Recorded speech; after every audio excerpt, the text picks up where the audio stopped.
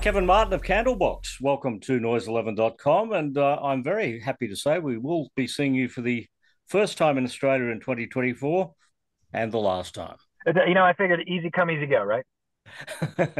Maybe that's what the tour should have been called. Exactly right. Yeah. Or maybe insert the Beatles' Hello Goodbye into the set list. Call Hello, it the Hello Australia. Goodbye tour instead of the Long Goodbye. Goodbye, Australia. Exactly. Yeah, that's exactly what it should change it just for the Australia trip. That's what we're going to do. Yeah. Well, you know, it was 1993 when that first album came out. You've got a good history with Australia. You're married to an Australian, so I guess your children are half Australian. And it is surprising that it's taken this long, considering you're an honorary Aussie. And I named the band after, you know, one of my favorite Australians, Peter Garrett's band Midnight Oil from one of their songs. So, I mean, I've had this crazy affinity for Australia since I can remember. My first band when I was 12 years old, I started playing drums, was called Wagga Wagga. Really? Yeah. Yeah. So I'm fingers crossed Peter Garrett sees this and somehow decides he wants to say hello to me because I'd love to meet him. Wagga Wagga. Gee, Americans would be hard pressed to know what that even means. Yeah. Yeah, I know. I think I was Australian in my former life. Wagga Wagga. Now, fun fact: there was a band called Tourists. Yep. Have you heard of the Tourists? I have, yeah. Dave Stewart, Annie Lennox. They were on tour in Australia. They broke up in Wagga Wagga and formed Eurythmics that night. So Eurythmics were actually formed in Wagga Wagga. That's amazing! Wow, I never knew that. Oh, look, we're just full of it here. I love it. Australians are full of it. That's for sure. Yeah. The Long Goodbye is the name of the tour, also the album, the final album as well. So you obviously had decided that this was going to be it when you went into the studio to make that record. Yeah. I had committed to this decision during COVID, and I did the same with the guys in the band. I was just very upfront. I said, I'm enjoying my time at home. I'm liking not seeing anyone. I love not being in a tour bus. This might be the end of things. And if that's the case, we should make a record and it should come out on the 30th anniversary of our debut album, which would be 2023. Are you guys cool with that? And they all said, yeah, that'd be great. So it really was, we went into this with ending the band and wrapping things up in mind. And I think that every song on the record represents those periods of my life and those moments of my life that led up to this decision. And, you know, I think that, you know, COVID was either very clarifying for some people or very foggy for some people. For me, it was very clarifying. And I realized how much I had missed of my son's life and my relationship with my wife, Natalie. And I needed to commit to that in my heart. And I did. And it wasn't easy. I mean, the conversations he and I had were, you know, hours in length.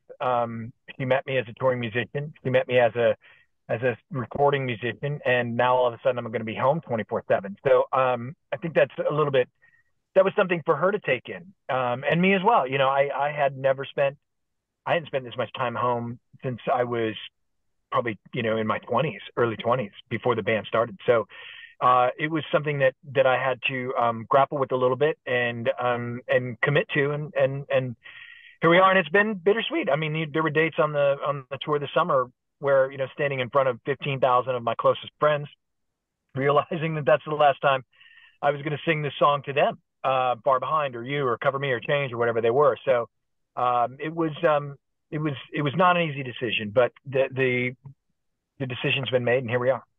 That sounds like you're not only breaking up the band, but also quitting music. Will you not have a solo career after this? No, I'm putting music away. I will only do charity events. If I'm asked to perform at a charity event, I'll do that. But I will, if I do anything, it will be Kevin Martin, formerly of Candlebox, and I don't have any plans to make any music. I don't love the process of recording music anymore. I'm very burned out on it, and I think that I put everything that I had into this last record. It's 35 minutes of digital release of my most beautiful and heartbreaking memories, and then I think the vinyl has an additional 3 or 4 songs on it, which will add up to around 50 minutes total. But yeah, it's really just I'm done with it. I don't love music anymore. It doesn't give me what it used to, and that's maybe because of me. It could be because I've released 4 records since being on a major label that I don't think anyone's heard, and I'm tired of putting records out that people don't listen to. But um, you know, sometimes you just get there. I don't know. I don't certainly want to be a musician that phones it in.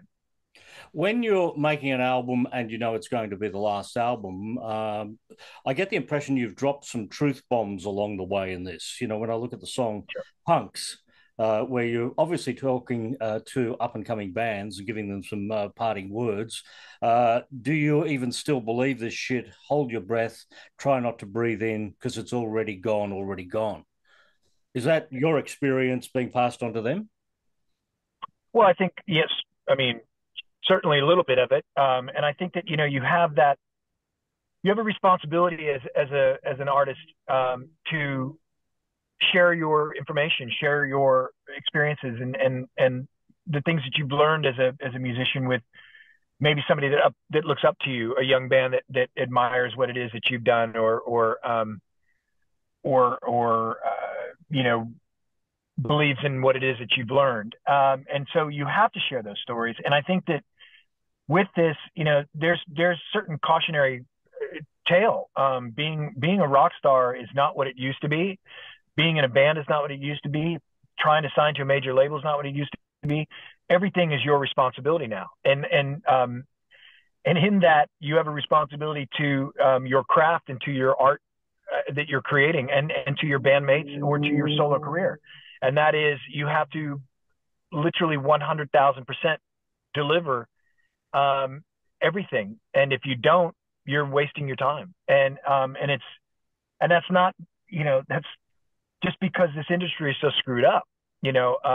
It's I don't know any band that's selling any records anymore, but unless it's Taylor Swift or something like that, which is you just re-recording her old material, and it's just a hard business to be in, and if you are waiting around for somebody to do something for you, it's not going to happen. You've got to do it yourself. It was a very pure business. I guess the business side of the record industry was starting to formulate around 1993 when this band started to kick off. But in 1993, a band coming out of Seattle, it was very organic. You got to record and write, do your own thing. You weren't massaged around by a major corporation.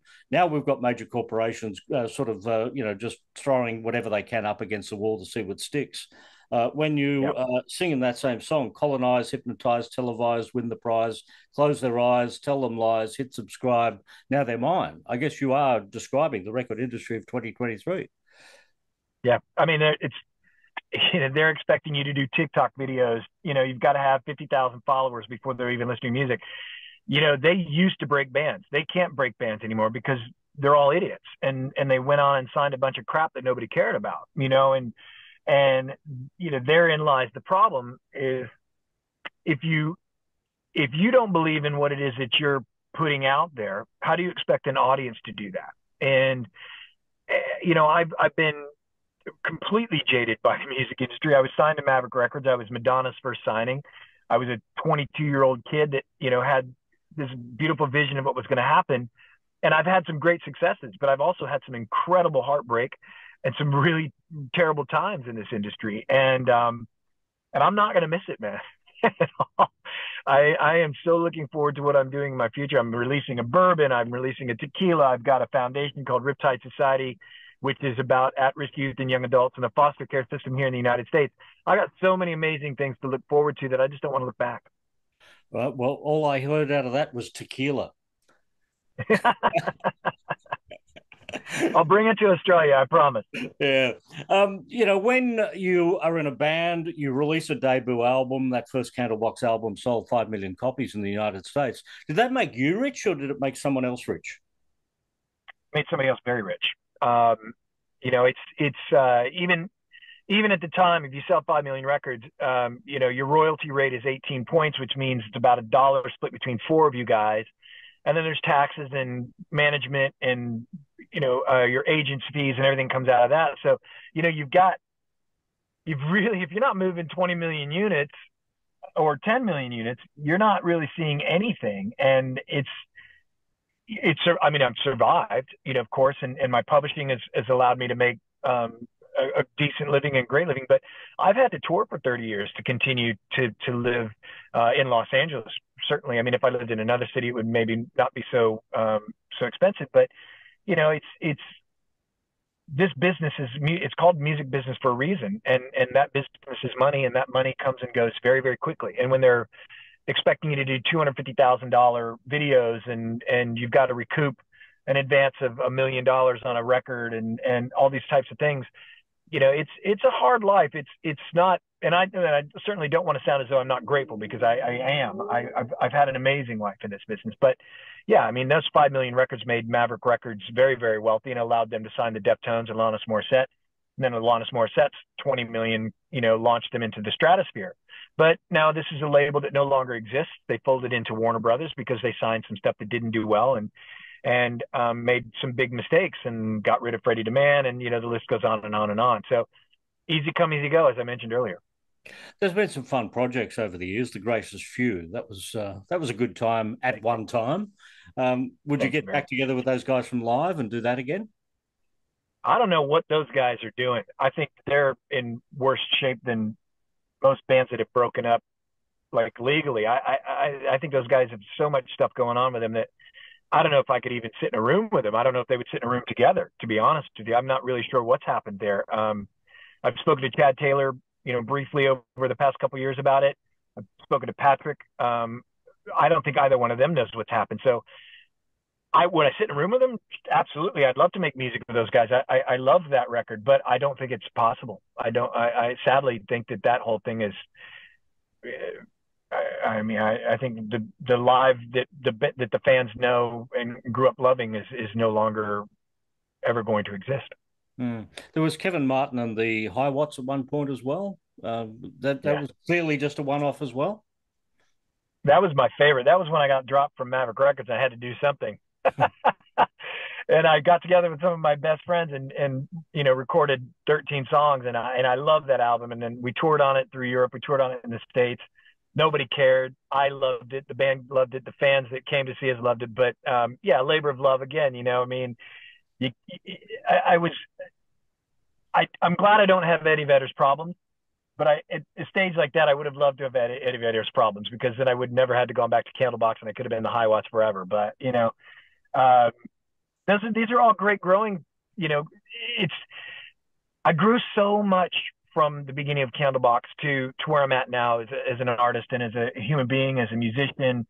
My love for music has changed and grown, and I'm grateful for everything that's been thrown my way, and every opportunity that I've had, and every opportunity I've missed.